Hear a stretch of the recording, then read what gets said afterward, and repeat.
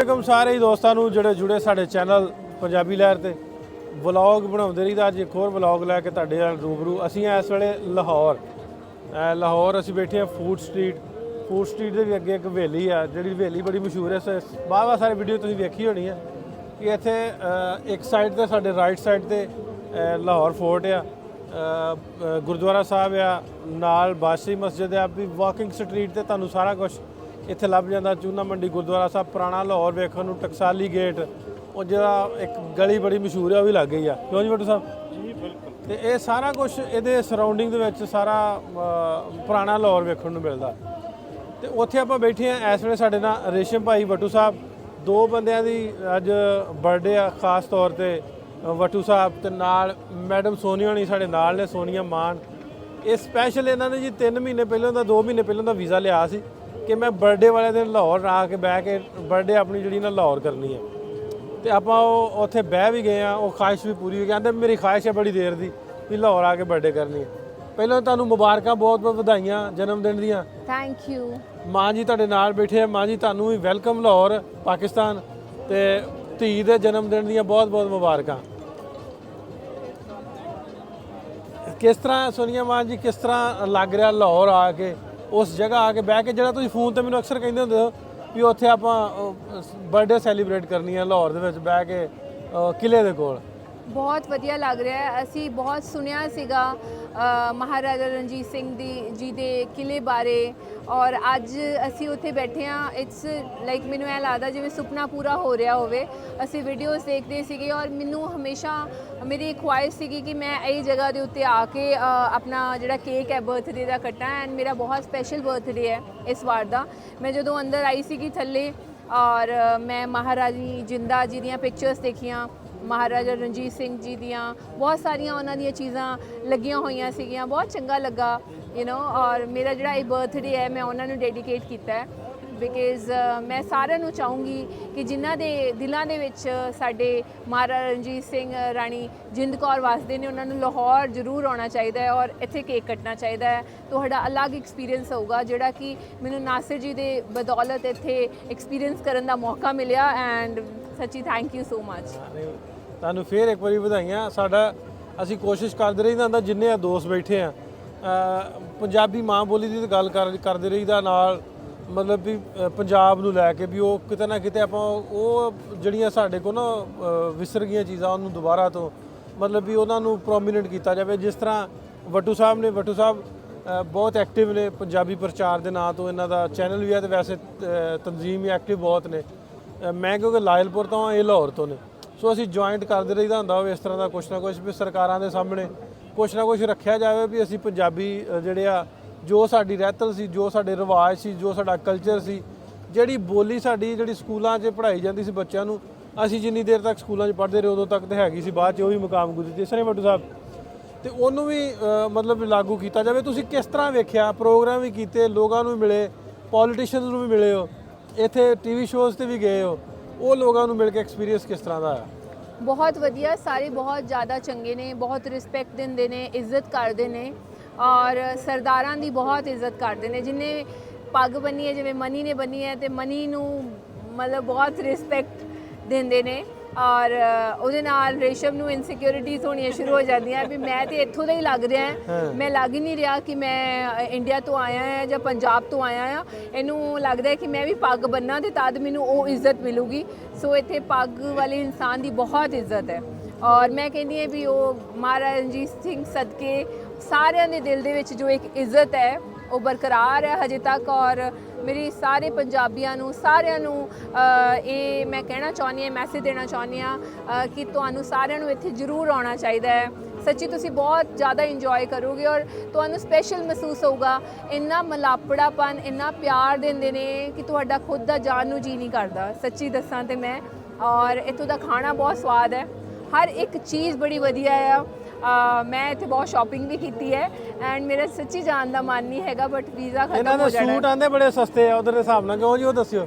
ਬਿਲਕੁਲ ਇੱਥੇ ਸੂਟ ਬਹੁਤ ਸਸਤੇ ਹੈ ਉੱਧਰ ਦੇ ਹਿਸਾਬ ਨਾਲ, ਔਰ ਸਸਤੇ ਦੇ ਨਾਲ ਨਾਲ ਮੈਂ ਕਹਿੰਦੀ ਹਾਂ ਵੀ ਬਹੁਤ ਸੋਹਣੇ ਵੀ ਹੈ, ਕਾਰੀਗਰੀ ਬਹੁਤ ਵਧੀਆ ਆ ਔਰ ਮਤਲਬ ਇੱਥੋਂ ਦੇ ਟੇਲਰ ਬਹੁਤ ਮਾਹਿਰ ਨੇ। ਈਚ ਐਂਡ ਐਵਰੀਥਿੰਗ ਬਹੁਤ ਜ਼ਿਆਦਾ ਵਧੀਆ ਆ। ਅੱਜ ਜਿਹੜਾ ਕੁਐਸਚਨ ਸੀ ਉਹ ਥੋੜਾ ਜਿਹਾ ਆਪਾਂ ਡਿਸਟਰੈਕਟ ਹੋ ਗਏ ਵੀ ਜਿਹੜਾ ਤੁਸੀਂ ਮਿਲੇ ਹੋਣ ਟੀਵੀ ਸ਼ੋਜ਼ ਤੇ ਜਾ ਕੇ, ਮਤਲਬ ਵੀ ਪੰਜਾਬੀ ਨੂੰ ਲੈ ਕੇ, ਕਿਸਾਨਾਂ ਨੂੰ ਲੈ ਕੇ ਤੁਹਾਡੀ ਉਹਨਾਂ ਟੀਵੀ ਪ੍ਰੋਗਰਾਮ 'ਚੋਂ ਗੱਲ ਹੋਈ, ਕਿਉਂਕਿ ਤੁਹਾਡੀ ਕੀਤੀ ਹੋਈ ਗੱਲ ਇਹਨਾਂ ਸ਼ੋਜ਼ 'ਚ ਉਹ ਸਾਡੇ ਸਰਕਾਰ ਤੱਕ, ਸਾਡੇ ਉਹ ਜਿਹੜੇ ਪੋਲੀਟੀਸ਼ੀਅਨਸ ਨੇ ਜਾਂ ਜਿਹੜੇ ਬਰਸਰੀ ਇਕਤਦਾਰ ਨੇ ਉਹਨਾਂ ਤੱਕ ਜ਼ਰੂਰ ਪਹੁੰਚਣੀ ਹੈ। ਤੇ ਜਿੰਨੇ ਪ੍ਰੋਗਰਾਮ ਕੀਤੇ ਉਹਦੀ ਤੁਸੀਂ ਗੱਲ ਜ਼ਾਰੀਵਾਲ ਕੀਤੀ ਹੋਏਗੀ, ਤੇ ਕਿਸ ਤਰ੍ਹਾਂ ਦੀ ਗੱਲ ਹੋਈ ਉਹਨਾਂ ਦੇ ਨਾਲ? ਵੇਖੋ ਜੀ, ਮੈਂ ਇਹ ਗੱਲ ਕੀਤੀ ਹੈ ਕਿ ਅਸੀਂ ਪੰਜਾਬ ਦੇ ਵਿੱਚ ਰਹਿੰਦੇ ਹਾਂ ਔਰ ਪੰਜਾਬ ਦੇ ਵਿੱਚ ਜਿਹੜੀ ਪੰਜਾਬੀ ਭਾਸ਼ਾ ਹੈ ਉਹ ਪੰਜਾਬ ਦੀ ਰੀੜ੍ਹ ਦੀ ਹੱਡੀ ਹੈ, ਕਿਉਂਕਿ ਪੰਜਾਬ ਨਾਮ ਹੀ ਪੰਜਾਬੀ ਤੋਂ ਹੈ। ਸੋ ਜਿਹੜੀ ਪੰਜਾਬੀ ਹੈ ਉਹ ਕੰਪਲਸਰੀ ਕਰਨੀ ਚਾਹੀਦੀ ਹੈ। ਜਿਵੇਂ ਚੜ੍ਹਦੇ ਪੰਜਾਬ ਦੇ ਵਿੱਚ ਕੰਪਲਸਰੀ ਲੈਂਗੁਏਜ ਪੰਜਾਬੀ ਹੈ। ਅਸੀਂ ਹਮੇਸ਼ਾ ਮੇਕ ਸ਼ੋਰ ਕਰਦੇ ਹਾਂ ਕਿ ਹਰ ਇੱਕ ਚੀਜ਼ ਜਿਹੜੀ ਹੈ ਪੰਜਾਬੀ ਦੇ ਵਿੱਚ ਵੀ ਲਿਖੀ ਹੋਵੇ। ਸੋ ਲਹਿੰਦੇ ਪੰਜਾਬ ਦੇ ਵਿੱਚ ਵੀ ਮੈਨੂੰ ਲੱਗਦਾ ਹੈ ਕਿ ਪੰਜਾਬੀ ਜਿਹੜੀ ਹੈ ਉਹ ਲੈਂਗੁਏਜ ਉਰਦੂ ਦੇ ਨਾਲ ਨਾਲ ਫਸਟ ਲੈਂਗੁਏਜ ਹੋਣੀ ਚਾਹੀਦੀ ਹੈ। ਸਕੂਲਾਂ 'ਚ ਵੀ ਪੜ੍ਹਾਉਣੀ ਚਾਹੀਦੀ ਹੈ ਔਰ ਸਾਰੇ ਅੱਗੇ ਆਉਣੀ ਚਾਹੀਦੀ ਹੈ। ਸਾਰਿਆਂ ਨੂੰ ਪੰਜਾਬੀ ਆਉਣੀ ਜ਼ਰੂਰੀ ਹੈ। ਸੋ ਇੱਕ ਗੱਲ ਇਹ ਹੋਈ ਸੀਗੀ। ਔਰ ਦੂਜੀ ਗੱਲ ਜਿਹੜੀ ਕਿ ਸਾਡੇ ਕਿਸਾਨਾਂ ਬਾਰੇ ਮੈਂ ਹਮੇਸ਼ਾ ਬੋਲਦੀ ਹਾਂ ਔਰ ਇੱਥੇ ਵੀ ਮੈਂ ਹੀ ਗੱਲ ਕਹੀ ਹੈ ਕਿ ਕਿਸਾਨਾਂ ਨੂੰ ਜਿੰਨਾ ਹੋ ਸਕਦਾ ਹੈ ਯੂਰੀਆ ਤੋਂ, ਦਾਣੇਦਾਰ ਯੂਰੀਆ ਤੋਂ, ਪੈਸਟੀਸਾਈਡਸ ਤੋਂ, ਇਹਨਾਂ ਜਿਹੜੀਆਂ ਖਤਰਨਾਕ ਖਾਦਾਂ ਨੇ ਇਹਨਾਂ ਤੋਂ ਬਚਣਾ ਚਾਹੀਦਾ ਹੈ। ਜਿੰਨਾ ਹੋ ਸਕਦਾ ਇੱਕ ਜਿਹੜੇ ਆਪਣੇ ਹਾਈਬ੍ਰਿਡ ਬੀਜਾਂ ਤੋਂ ਬਚਣਾ ਚਾਹੀਦਾ ਹੈ। ਆਪਾਂ ਨੂੰ ਉਹ ਨੁਕਸਾਨ ਦਿੰਦੇ ਨੇ। ਇਸ ਵਾਰੀ ਇਸ ਸਾਲ ਆ ਕੇ ਨਾ, ਜਦੋਂ ਦੀ ਤੁਸੀਂ ਸਮਝ ਲਓ ਵੀ ਇਸ ਗਵਰਨਮੈਂਟ ਦੀ, ਤੁਸੀਂ ਉਹਨੂੰ ਕਹਿ ਲਓ ਵੀ ਕਿਸਮਤ ਮਾੜੀ ਆ ਵੀ ਕਿਸਾਨਾਂ ਦਾ ਦੂਜਾ ਸਾਲ ਆ ਵੀ ਉਹ ਡਾਊਨ ਹੀ ਜਾਣ ਡਿਆ ਕੰਮ। ਉਹ ਕੁਦਰਤੀ ਕਹਿ ਲਓ ਜਾਂ ਪੜ੍ਹਿਆ ਲਿਖਿਆ ਕੰਮ ਕਹਿ ਲਓ ਵੀ ਹਾਈਬ੍ਰਿਡ ਬੀਜਾਂ ਦੀ ਗੱਲ ਹੋਈ ਵੀ ਹਾਈਬ੍ਰਿਡ ਬੀਜ ਦਿੱਤੇ ਐਤਕੀ ਕਿਸਾਨਾਂ ਨੂੰ ਤੇ ਨਿਕਲਿਆ ਹੀ ਕੁਛ ਨਹੀਂ। ਜਿਨ੍ਹਾਂ ਦੀ 50 ਜਾਂ 60 ਮਣ ਸੀ ਮੂੰਜੀ, ਉਹ 18 ਮਣ ਨਿਕਲੀ ਹੈ। ਤੇ ਉਹ ਹਾਈਬ੍ਰਿਡ ਬੀਜ ਵੀ ਬੜੇ ਮਹਿੰਗੇ ਉਹਨਾਂ ਪਾਏ। ਜਿਵੇਂ ਤੁਹਾਡੇ ਆ ਉੱਥੇ ਆਂਦੇ MSP ਦਾ ਸਾਡੇ ਜਿਹੜੇ ਇੱਧਰ ਵਾਲਿਆਂ ਨੂੰ ਨਹੀਂ ਪਤਾ ਹੋਣਾ ਵੀ ਮਿਨੀਮਮ ਸਪੋਰਟ ਪ੍ਰਾਈਸ, ਇਹ ਹੀ ਹੈ ਨਾ ਉਹਦਾ ਐਬਰੀਵੇਸ਼ਨ। ਬਿਲਕੁਲ ਮਿਨੀਮਮ ਸਪੋਰਟ ਪ੍ਰਾਈਸ ਹੈ ਕੀ ਆ, ਉਹਦਾ ਜ਼ਰੂਰ ਦੱਸਿਓ ਵੀ ਸਾਡੇ ਕਿਸਾਨਾਂ ਵਾਸਤੇ ਕਿੰਨਾ ਜ਼ਰੂਰੀ ਆ ਤੇ ਗਵਰਨਮੈਂਟ ਨੂੰ ਕਰਨਾ ਚਾਹੀਦਾ ਕਿ ਨਹੀਂ। ਵੇਖੋ ਜੀ, ਪਹਿਲੀ ਗੱਲ ਤੇ ਜਿਹੜੀ ਮੈਂ ਗੱਲ ਕਰ ਰਹੀ ਸੀ ਕਿ ਹਾਈਬ੍ਰਿਡ ਬੀਜ ਨਹੀਂ ਕਰਨਾ ਚਾਹੀਦਾ, ਦੇਸੀ ਬੀਜ ਕਰਨਾ ਚਾਹੀਦਾ ਹੈ। ਉਸ ਤੋਂ ਆਪਾਂ ਨੂੰ ਬਚਣ ਦੀ ਲੋੜ ਹੈ, ਕਿਉਂਕਿ ਉਹ ਆਪਣਾ ਆਪਾਂ ਸੇਫ ਕਰਕੇ ਬੀਜ ਲੈਂਦੇ ਹਾਂ, ਦੁਕਾਨ ਤੇ ਜਾਣ ਦੀ ਲੋੜ ਨਹੀਂ। ਔਰ ਹਾਈਬ੍ਰਿਡ ਬੀਜ ਤੋਂ ਸਾਨੂੰ ਸੁੰਡੀ ਆਊਗੀ, ਨਾਲ ਸਪਰੇਅ ਆਊਗੀ, ਨਾਲ ਕੈਂਸਰ ਵਰਗੀਆਂ ਬਿਮਾਰੀਆਂ ਆਉਣਗੀਆਂ, ਫਿਰ ਉਹਦੀਆਂ ਦਵਾਈਆਂ ਵੀ ਉਹਨਾਂ ਤੋਂ ਹੀ ਆਉਣਗੀਆਂ। ਘੁੰਮ ਘੁਮਾ ਕੇ ਤੁਹਾਡਾ ਖਰਚਾ, ਤੁਹਾਡੀ ਸਿਹਤ ਦੇ ਉੱਤੇ ਇਫੈਕਟ ਹੋਊਗਾ। ਔਰ ਆਰਗੈਨਿਕ ਨਾਮ ਦੀ ਸ਼ੈ ਆ ਜੂਗੀ ਜਿਹੜੀ ਕਿ ਤੁਹਾਡੇ ਤੋਂ ਹੀ ਸਸਤਾ ਲੈ ਕੇ ਮਹਿੰਗਾ ਕਰਕੇ ਜਿਹੜਾ ਹੈ ਵੱਡੇ ਕਾਰਪੋਰੇਟ ਜਿਹੜੇ ਆ ਉਹ ਵੇਚਣਗੇ। ਉਸ ਤੋਂ ਬਚੋ। ਦੂਜੀ ਗੱਲ, MSP ਦੀ ਗੱਲ ਕੀਤੀ ਹੈ ਨਾਸਿਰ ਜੀ ਨੇ। MSP ਮਿਨੀਮਮ ਸਪੋਰਟ ਪ੍ਰਾਈਸ ਹੈ, ਜਿਹੜਾ ਕਿ ਸਾਡੀ ਜਿਹੜੀ ਗਵਰਨਮੈਂਟ ਹੈ ਉਹ ਦਿੰਦੀ ਹੈ ਸਰਕਾਰੀ ਮੰਡੀਆਂ ਦੇ ਵਿੱਚ, ਕਿਉਂਕਿ ਸਰਕਾਰੀ ਮੰਡੀਆਂ ਜਿਹੜੀਆਂ ਨੇ ਉਹ ਮੰਨੀਆਂ ਜਾਂਦੀਆਂ ਨੇ ਕਿ ਇੱਕ ਕਿਸਾਨ ਦੀ ਮਾਂ ਹੈ। ਕਿਉਂਕਿ ਜਦੋਂ ਕਰਜ਼ੇ ਦੀ ਲੋੜ ਹੋਈ ਕੁਛ ਹੈ, ਉਹ ਆੜਤੀਏ ਦੇ ਕੋਲੋਂ ਪੈਸੇ ਫੜ ਲਿਆਉਂਦਾ ਹੈ। ਸੋ ਜਿਵੇਂ ਝੋਨੇ ਦਾ ਰੇਟ ਜਾਂਦਾ ਹੈ, ਜਿੰਨਾ ਵੀ ਰੇਟ ਲੱਗਾ ਹੈ 25, 26 ਜਿੰਨਾ ਵੀ ਰੇਟ ਲੱਗਾ ਹੈ, ਜਾਂ 2200 ਨੂੰ ਗਿਆ, ਜਾਂ 2600 ਨੂੰ ਗਿਆ, ਜਾਂ 3300 ਨੂੰ ਗਿਆ, ਜਿਹੜਾ ਸਰਕਾਰੀ ਰੇਟ ਫਿਕਸ ਹੁੰਦਾ ਹੈ ਉਹਦੇ ਤੇ ਜਿਹੜਾ ਕਿਸਾਨ ਦੀ ਜਿਹੜੀ ਫਸਲ ਹੈ ਉਹਨੇ ਰੇਟ ਤੇ ਜਾਣੀ ਹੈ, ਨਾ ਉਸ ਤੋਂ ਵੱਧ ਨਾ ਘੱਟ। ਔਰ ਉਹਦੀ ਕੁਆਲਿਟੀ ਜ਼ਰੂਰ ਵੇਖੀ ਜਾਂਦੀ ਹੈ, ਗਿੱਲੀ ਨਾ ਹੋਵੇ, ਸੁੱਕੀ ਹੋਵੇ।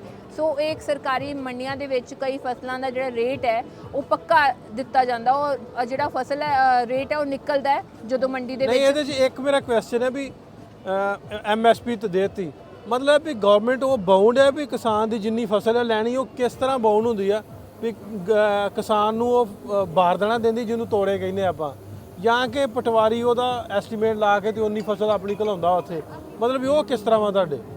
ਵੇਖੋ, ਪਟਵਾਰੀ ਲੈ ਲੈਂਦਾ ਜਿਹੜਾ ਸਾਡਾ ਹੁੰਦਾ ਹੈ, ਜਿਵੇਂ ਆੜਤੀਆ ਹੁੰਦਾ ਹੈ, ਜਿਹੜਾ ਆੜਤੀਆ ਖਰੀਦ ਲੈਂਦਾ ਹੈ ਕਿਸਾਨ ਕੋਲੋਂ ਉਹਨੇ ਰੇਟ ਦੇ ਉੱਤੇ, ਜਿੰਨਾ ਰੇਟ ਗਵਰਨਮੈਂਟ ਨੇ ਲਾਇਆ ਹੁੰਦਾ ਹੈ ਉਸ ਟਾਈਮ ਦੇ ਉੱਤੇ। ਫਿਰ ਆੜਤੀਆ ਬਾਅਦ ਦੇ ਵਿੱਚ ਜਿਹੜਾ ਇਕੱਠੀ ਸ਼ੈਲਰਸ ਨੂੰ ਦਿੰਦਾ ਹੈ, ਅੱਗੇ ਸਪਲਾਈ ਕਰਦਾ ਹੈ। ਮਤਲਬ ਵੀ ਉਹਦੇ ਵਿੱਚ ਚੈੱਕ ਐਂਡ ਬੈਲੈਂਸ ਤੇ ਹੋਊਗਾ ਨਾ। ਫਿਰ ਸਾਡੇ ਤੇ ਮਤਲਬ ਇਸ ਵਾਰੀ ਇਹਨਾਂ ਆਖਿਆ ਜੀ ਇੰਨਾ ਤੁਹਾਡਾ ਰੇਟ ਆ, ਉਹ ਰੇਟ ਤੋਂ ਵੀ 1500 ਘੱਟ ਜਿਹੜੀ ਆ ਵਿਕੀ ਆ, ਮਤਲਬ 2 ਰੁਪਏ ਕੱਟਦਾ। ਹਾਂ, ਸਿਰਫ 2 ਰੁਪਏ ਕੱਟਦਾ ਆ। ਉਸ ਤੋਂ ਥੱਲੇ 2 ਰੁਪਏ ਕੱਟਦਾ। ਹਾਂ, ਜਿਵੇਂ ਮੇਰੇ ਮਦਰ ਨੇ ਦੱਸਿਆ ਵੀ 1 ਰੁਪਏ ਪਿੱਛੇ 2 ਰੁਪਏ, 1 ਕੁਇੰਟਲ ਪਿੱਛੇ 2 ਰੁਪਏ ਕੱਟਦਾ ਹੈ ਆੜਤੀਆ। ਉਹਨਾਂ ਨੂੰ ਵੀ ਉਹਦੇ ਵਿੱਚ ਜਿਹੜਾ ਉਹਨਾਂ ਨੇ ਫਾਇਦਾ ਲੈਣਾ ਹੁੰਦਾ ਹੈ ਇਸ ਸਪਲਾਈ ਦਾ। ਅਦਰਵਾਈਜ਼ ਗਵਰਨਮੈਂਟ ਨੇ ਜੋ ਰੇਟ ਫਿਕਸ ਕਰਤਾ ਹੈ ਉਸ ਤੋਂ ਘੱਟ ਜਿਹੜਾ ਹੈ ਉਹ ਨਹੀਂ ਕਰ ਸਕਦੇ ਉਹ। ਇਹਦੇ 'ਚ ਇੱਕ ਹੁਣ ਇਹ ਚਲੋ ਜ਼ਰੂਰ ਸੁਣਨ ਵਾਲਿਆਂ ਸੁਣ ਲਿਆ, ਇੱਕ ਹੋਰ ਕਿਉਂਕਿ ਟਾਈਮ ਘੱਟ ਆ, ਖਾਣਾ ਵੀ ਆ ਗਿਆ, ਵੀ ਕੱਲ ਨੂੰ ਜਦੋਂ ਤੁਸੀਂ ਪ੍ਰੋਗਰਾਮ ਸ਼ੋਅ 'ਚ ਜਾਣਾ, ਕਿਉਂਕਿ ਮੈਂ ਜਿਵੇਂ ਤੁਹਾਨੂੰ ਅੱਗੇ ਦੱਸਿਆ ਸੀ ਵੀ ਤੁਹਾਡੀ ਮਤਲਬ ਵੀ ਉਹ ਚੈਨਲਸ ਜਿਹੜੇ ਨੇ ਉਹਨਾਂ ਦੀ ਰੀਚ ਵੱਡੀ ਆ, ਕੈਨਵਸ ਵੱਡਾ, ਵੱਡੇ ਲੋਕਾਂ ਤੱਕ ਪਹੁੰਚਦੀ, ਸਾਰੇ ਵੱਡੇ ਲੋਕ ਮੇਰੇ ਬੈਠੇ ਨੇ ਉੱਤੇ। ਇੱਕ ਤੇ ਜਿਹੜਾ ਆਪਾਂ ਗੱਲ ਕਰਨੇ ਆ ਹੁਣੇ ਵੀ ਸਕੂਲਾਂ ਦੇ ਵਿੱਚ ਪੰਜਾਬੀ ਨੂੰ ਰਾਈਜ਼ ਕੀਤਾ ਜਾਵੇ, ਕਿਉਂਕਿ ਸਾਡੀ ਇਹ ਗਵਰਨਮੈਂਟ ਜਿਹੜੀ ਮਰੀਮ ਨਵਾਜ਼ ਸੀਐਮ ਹੈ, ਉਹਨੇ ਅਨਾਉਂਸ ਵੀ ਪਿੱਛੇ ਕੀਤਾ ਸੀ ਕਲਚਰ ਡੇ ਵੀ, ਤੇ ਕਿਹਾ ਵੀ ਸੀ ਅਸੀਂ ਇਹਨੂੰ ਸਕੂਲਾਂ 'ਚ ਲਾਗੂ ਕਰਾਂਗੇ। ਸੋ ਇਸ ਪ੍ਰੋਗਰਾਮ ਦੇ ਰਾਹੀਂ ਜਿਹੜਾ ਤੁਸੀਂ ਕਰਨ ਜਾ ਰਹੇ ਹੋ, ਜ਼ਰੂਰ ਆਪਣਾ ਵੀ ਮੈਸੇਜ ਪਹੁੰਚਾਇਓ ਵੀ ਉਹਨਾਂ ਨੇ ਜਿੱਥੇ ਉਹਨਾਂ ਦੇ ਸੂਟਾਂ ਦੀ ਤੁਸੀਂ ਤਾਰੀਫ ਕਰਦੇ ਹੋ ਨਾ ਵੀ ਸੋਹਣੀ ਆ ਮਰੀਮ, ਸਾਡੀ ਮਰੀਮ ਨਵਾਜ਼, ਤੇ ਸੂਟ ਸੋਹਣੇ ਸੀ, ਇਹ ਵੀ ਤਾਰੀਫ ਕਰਿਓ ਵੀ ਪੰਜਾਬੀ ਦੇ ਸੋਹਣੇ ਪੰਜਾਬੀ ਦੇ ਵਧਾ ਲਈ ਜਿਵੇਂ ਤੁਸੀਂ ਕਦਮ ਚੁੱਕਿਆ ਸੀ, ਉਹ ਦੂਜਾ ਕਦਮ ਵੀ ਚੁੱਕੋ।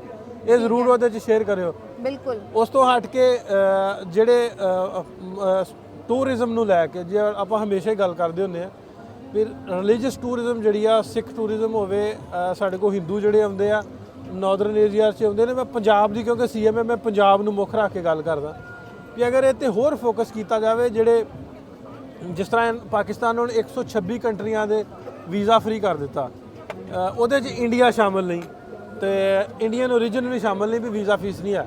ਮੈਨੂੰ ਲੱਗਦਾ ਵੀ ਜੇ ਤੁਸੀਂ ਆਪਣੇ ਮੁਲਕ ਨੂੰ ਦਾ ਰੈਵਨਿਊ ਵਧਾਉਣਾ, ਜਨਰੇਟ ਕਰਨਾ ਟੂਰਿਜ਼ਮ ਦੇ, ਆਪਣੀ ਅਨਾਮ ਨੂੰ ਮੇਰਾ ਖਿਆਲ ਛੱਡ ਦੇਣਾ ਚਾਹੀਦਾ ਵੀ ਉਹ ਸਾਡੇ ਕੋਲ ਜਿਹੜੇ ਇੰਡੀਅਨ ਨੇ ਪਾਸਪੋਰਟ ਹੋਲਡਰ ਨੇ ਉਹ ਵੀ ਆਉਣਾ ਚਾਹੁੰਦੇ ਹੋਣ ਤੇ ਉਹਨਾਂ ਲਈ ਆਸਾਨੀ ਹੋਵੇ। ਇਹ ਵੀ ਜ਼ਰੂਰ ਰੱਖਿਓ ਵਿੱਚ ਗੱਲ। ਬਿਲਕੁਲ ਬਿਲਕੁਲ ਮੈਂ ਰੱਖੂੰਗੀ, ਇਹ ਸਾਰੀਆਂ ਗੱਲਾਂ ਰੱਖੂੰਗੀ। ਹਾਂ ਚਲੋ, ਇਸ ਅੱਜ ਦੀ ਜਿਹੜੀ ਬੈਠਕ ਹੈ, ਖਾਣਾ ਸਾਡਾ ਆ ਗਿਆ, ਇੰਨੀ ਬਹੁਤ ਹੈ।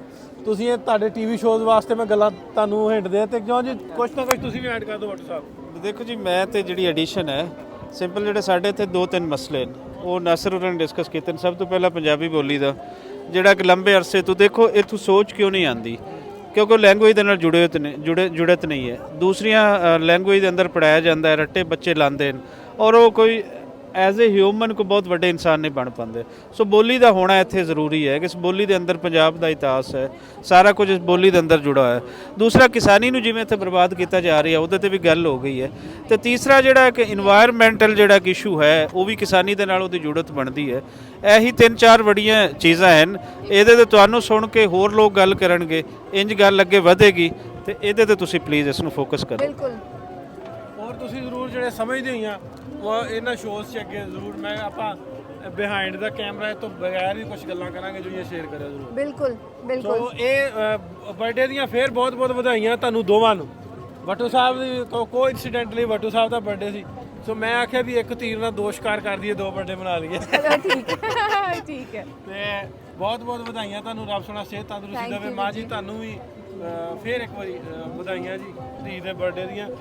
ਤੇ ਬਹੁਤ ਚੰਗਾ ਲੱਗਾ ਸਾਨੂੰ ਆ ਕੇ। ਆਪਾਂ ਕੋਸ਼ਿਸ਼ ਕਰਦੇ ਰਹੀਦਾ ਵੀ ਜਿੰਨੇ ਲੋਕ ਉਧਰ ਆਉਣ, ਖਾਸ ਤੌਰ ਤੇ ਸਾਰੇ ਹੁੰਦੇ ਆ, ਮੈਨੂੰ ਅਕਸਰ ਆਉਂਦੇ ਹੁੰਦੇ ਲੋਕ ਵੀ ਸ਼ਾਇਦ ਤੁਸੀਂ ਜਿਹੜੇ ਸੈਲੀਬ੍ਰਿਟੀਜ਼ ਨੇ ਉਹਨਾਂ ਨੂੰ ਮਿਲਦੇ ਜੇ। ਸੈਲੀਬ੍ਰਿਟੀਜ਼ ਦੀਆਂ ਵੀਡੀਓਜ਼ ਜਾਂ ਫੋਟੋ ਜਿਹੜੀਆਂ ਉਹਨਾਂ ਦੀ ਰੀਚ ਜ਼ਿਆਦਾ ਹੁੰਦੀ ਹੈ, ਜ਼ਿਆਦਾ ਲੋਕਾਂ ਤੱਕ ਪਹੁੰਚਦੀਆਂ।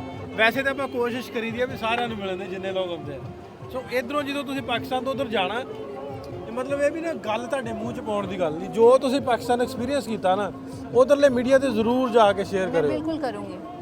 ਕਿਉਂਕਿ ਜਿਹੜੀ ਨੈਗੇਟਿਵਿਟੀ ਹੈ ਨਾ, ਉਹਦੀ ਉਮਰ ਵੱਡੀ ਨਹੀਂ ਹੁੰਦੀ, ਪੋਜ਼ਿਟਿਵ ਚੀਜ਼ਾਂ ਦੀ ਉਮਰ ਵੱਡੀ ਹੁੰਦੀ ਹੈ। ਉਹ ਤੁਹਾਡੀ ਕੀਤੀ ਹੋਈ ਗੱਲ ਜ਼ਿਆਦਾ ਲੋਕਾਂ ਤੱਕ ਪਹੁੰਚੇਗੀ। ਬਹੁਤ ਸ਼ੁਕਰੀਆ ਤੁਹਾਡਾ, ਥੈਂਕ ਯੂ। ਸੋ ਇਸੇ ਹੀ ਆਸ ਉਮੀਦ ਦੇ ਨਾਲ ਕਿ ਆਪਾਂ ਇਸ ਤਰ੍ਹਾਂ ਦੇ ਸੋਹਣੇ ਸੋਹਣੇ ਵੀਡੀਓਜ਼ ਤੇ ਇਸ ਤਰ੍ਹਾਂ ਦੇ ਪ੍ਰੋਗਰਾਮ ਲੈ ਕੇ ਆਉਂਦੇ ਰਹਾਂਗੇ। ਮਿਲਦੇ ਹਾਂ ਤੁਹਾਨੂੰ ਅਗਲੇ ਪ੍ਰੋਗਰਾਮ 'ਚ। ਰੱਬ ਰਾਖਾ।